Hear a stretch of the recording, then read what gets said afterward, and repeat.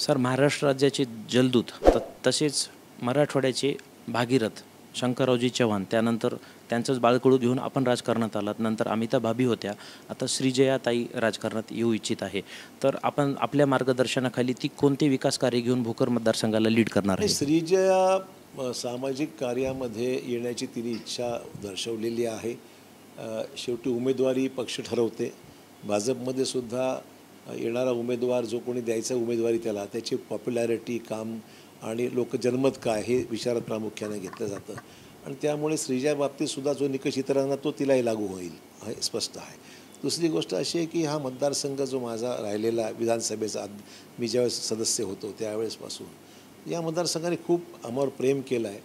चव्हाण परिवारावर मनापासून प्रेम केलं आहे, नांदेडनीच केलेलं आहे असं नाही की. आणि खूप लोकांनी साथ दिलेली आहे. अनेक कारणं आहेत, आम्ही कामं करतो, पुढे करत जाऊ.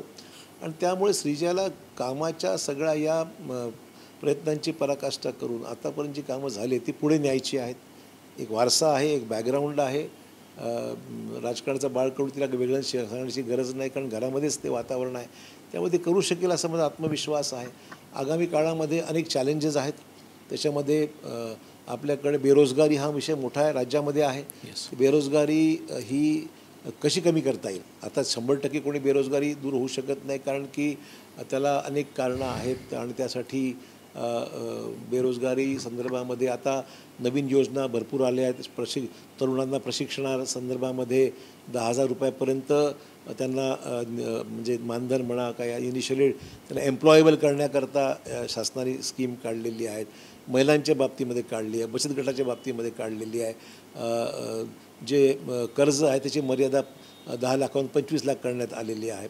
अशा अनेक योजना आहेत ज्या शासनाने आणल्या आहेत. त्यामुळे त्याचा एक पर्याय म्हणून उपलब्ध करून द्याल. आणि एम्प्लॉयबल करण्याच्या बाबतीमध्ये ट्रेनिंग आणि अनेक गोष्टी आहेत. आणि रोजगार मेळावे जिल्ह्यामध्ये घेऊन जो आपल्याकडे होतकरू जो शिकलेला मुलगा आहे, शेवटी त्याला मेरिटमध्ये यावंच लागेल. कुठेही गेलं, कुठलं आरक्षण जरी मिळालं तर शेवटी मेरिटमध्ये यावंच लागणार आहे. आणि मेरिटमध्ये आल्यानंतर मग तो क्वालिफाय होतो. आपण प्रयत्न करू की आपल्या भागातली जी मेरिटची मुलं आहेत त्यांना तिथे संधी दिली पाहिजे.